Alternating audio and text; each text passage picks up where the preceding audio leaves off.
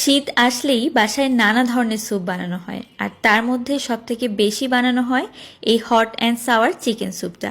এটা খেতে যেমন টেস্টি আর বানানো তো একদম পানির মতো সহজ। আজকে আপনাদেরকে আমি যেভাবে বানিয়ে দেখাবো, এভাবে বানালে মনে হবে একদম হুবহু রেস্টুরেন্টে বসেই আপনারা এই স্যুপটা খাচ্ছেন। তো প্রথমে এখানে আমি যেই মগে পানি খাওয়া হয় সেই মগের আমি 4 কাপ পরিমাণ পানি নিয়েছি। তার মধ্যে একটা চিকেন স্টক দিয়ে দিচ্ছি। আপনারা চাইলে এটা বাসায় তৈরি করে নিতে পারেন, মানে চিকেনটাকে সেদ্ধ করে সেই পানিটাই সরাসরি নিতে পারেন।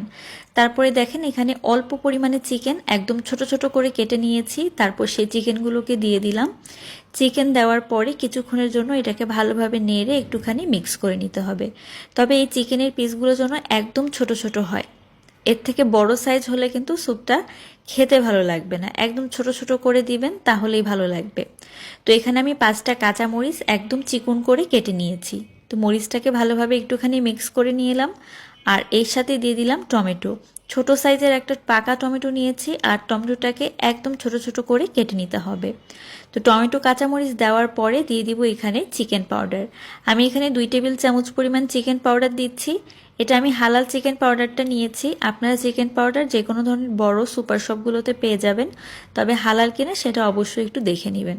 তো ভালোভাবে আমি এটাকে একটু মিক্স করে নিচ্ছি, আর এরপর আমি হাফ কাপ থেকে কিছুটা বেশি পরিমাণে দিয়ে দিব চিলি সস। তো আমি এখানে বেস্টের চিলি সসটা ব্যবহার করেছি, এতে করে রঙটা যেমন ভালো আসে স্বাদটাও ভালো আসে। আপনারা যে কোনো ধরনের চিলি সস এখানে ব্যবহার করতে পারেন। তো চিলি সসটা দিয়ে ভালোভাবে একটুখানি মিক্স করে নিচ্ছি। এরপর দিয়ে দিব এখানে 1/4 চা চামচ লবণ। যেহেতু সসের মধ্যে অনেক লবণ থাকে, তাই আপনারা লবণটা বুঝে দিবেন। এরপর 4 টেবিল চামচ পরিমাণ কর্নফ্লাওয়ার, 4 টেবিল চামচ পরিমাণ পানি দিয়ে একদম গাঢ় করে আমি গুলিয়ে রেখেছিলাম। তো সেটা আমি অল্প অল্প করে দিব, আর এক হাত দিয়ে আমি মিক্স করতে থাকবো।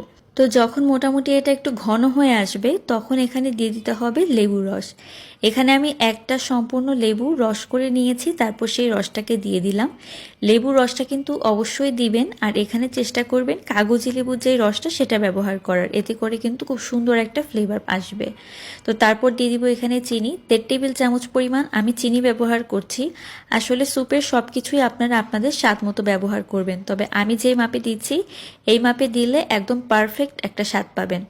তো চিনিটা দেওয়ার পর ভালোভাবে মিক্স করে নিয়েছি, আর এদিকে আমি 2টা হাঁসের ডিম ভালোভাবে ফেটিয়ে রেখেছিলাম। সেই হাঁসের ডিমটাকে এখন অল্প অল্প করে দিতে থাকবো, আরেক হাত দিয়ে আমি এভাবে চামচ দিয়ে নাড়তে থাকবো, যেন ভালোভাবে এটা মিক্স হয়ে যায়। তো দেখতে পাচ্ছেন এক হাত দিয়ে দিচ্ছি, আরেক হাত দিয়ে নাড়তেছি। তো এইভাবে নাড়তে নাড়তে দেখবেন খুব সুন্দরভাবে স্যুপটা কিন্তু তৈরি হয়ে যাবে, আর ডিমটাও চারিদিক থেকে ছড়িয়ে যাবে।